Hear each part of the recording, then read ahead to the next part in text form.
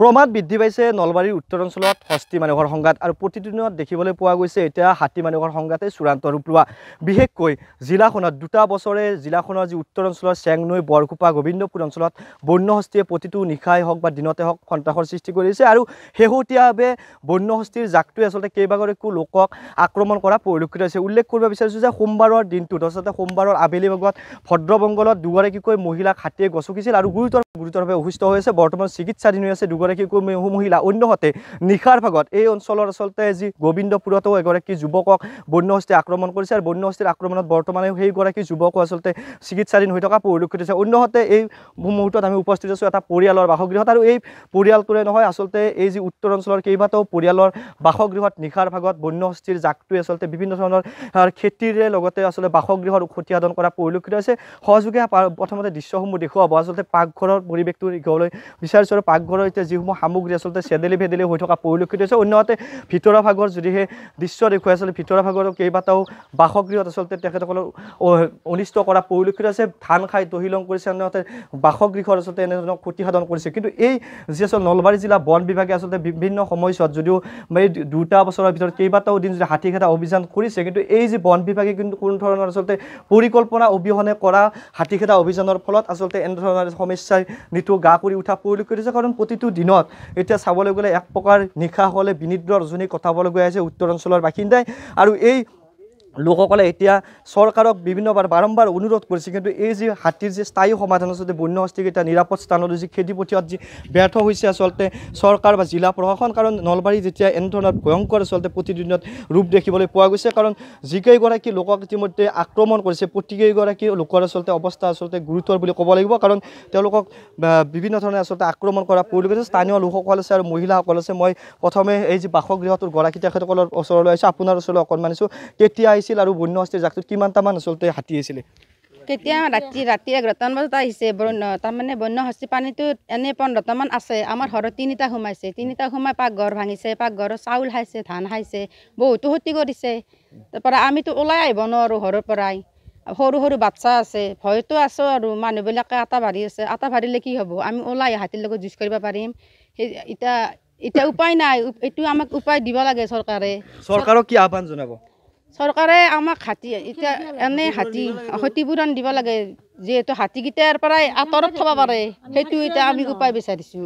কি ক'ব, ৰাতি টোপনি মাৰিব পাৰিছে? ৰাতি বেচা টোপনি মাৰিব পৰা নাই, যি বয়াক গেছি বেচা ভয়তে মৰি আছোঁ। আৰু কিন্তু এটা কথা আমি এনেই কোৱাকৈ কেনেকৈ থাকোঁ যে আমাক উপায় দিয়া, যে হাতীলোকক তোমালোকে বন্ধ কৰা, নহ'লে আমি নৰো। কি আপোনালোকৰ ভাঙিছে?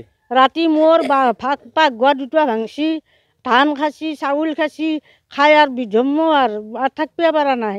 নল্লি আৰু বাবাকে আছোঁ, বাবা গণেশ বাবা যা যা যা সেনেকৈ আছোঁ। থাকান্তে পাছত হাতীকেইটা গেল।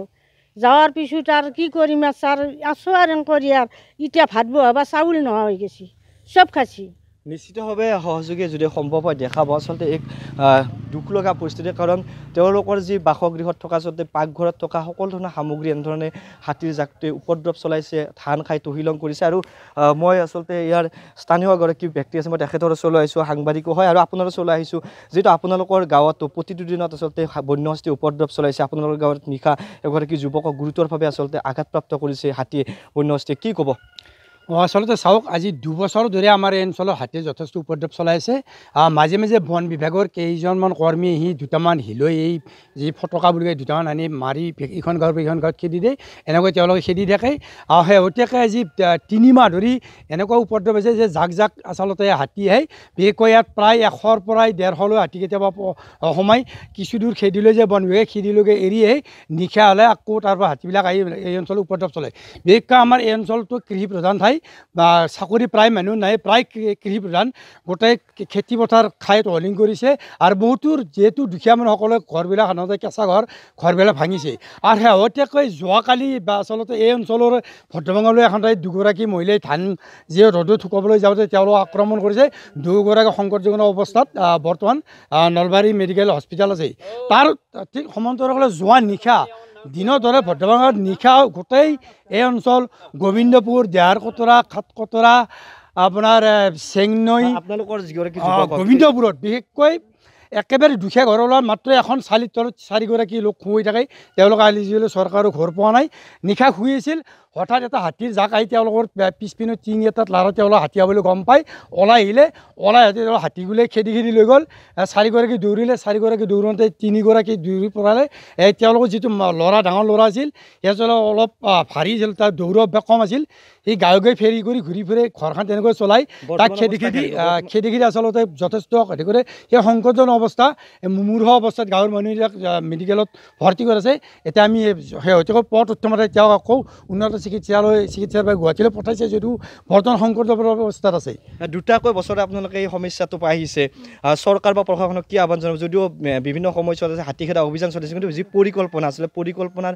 প্ৰস্তুত ভালদৰে হোৱা নাই বুলি ভাবে নেকি আচলতে মই যিহেতু সংবাদ কৰি মোৰ বিভিন্ন বাতৰি পৰিৱেশন কৰিছোঁ আচলতে এখন নাটক চলি আছে এই হাতী খেদাৰ নামত এখন নাটক চলি আছে 4টামান মানুহ আহে ৰাতি এখন গাঁৱৰ পৰা বোম মাৰি খেদি আনখন গাঁৱত যায় এনেকুৱা চলি আছে 2 বছৰ কিছু দূৰ খেদি লৈ যায় গধূলিলৈ গুচি আহে আৰু গধূলিলৈ হাতীবিলাক এইবিলাক আক্ৰমণ কৰে বিশেষ আমি ৰাতিলৈ শুব নোৱাৰোঁ মই দিনটো সংবাদ কৰ্মী ঘূৰি দিবি তাৰপিছত ৰাতিলৈ শুব নোৱাৰোঁ ওৰে ৰাতি নিশা মানে উজাগৰে মানুহবিলাকৰ যোগাযোগ কৰি থাকিব লাগে ইয়াৰ মাজতে জয়ন্ত বৰুৱা যি স্থানীয় বিধায়ক তেখেতৰ অঞ্চল আচলতে 2টাকৈ মন্ত্ৰী আছে আচলতে লাজলগা কথা যে এই অঞ্চলত 2টাকৈ মন্ত্ৰী আছে এগৰাকী হ'ল এইখন জিলাৰে বনমন্ত্ৰী চন্দ্ৰমান পটৰী আনগৰাকী হ'ল স্থানীয় বিধায়ক জয়ন্ত মল্ল বৰুৱা তেখেতৰ যি সমষ্টিত যি ৰাজ্যৰ অৰ্থন্তৰ যি অৱস্থা সেই অৱস্থাটো এতিয়ালৈ খবৰ লোৱা নাই এবাৰ আহিছিলে মাত্ৰ খাটি গৈছিলে আহিলে তাত এখন মিটিং কৰিছিল কিবা অলপ কৈ আঁতৰি গৈছে কিন্তু স্থায়ীভাৱে যি হাতী খেদাৰ পৰিকল্পনা সেই পৰিকল্পনা লোৱা নাই যাৰ বাবে ইয়াত আচলতে জনসাধাৰণে যন্ত্ৰণা ভুগিব লগা হৈছে হয়তো এনেদৰে কিমান জনসাধাৰণৰ প্ৰাণ হেৰুৱাল তাৰ কোনো নিশ্চয়তা নাই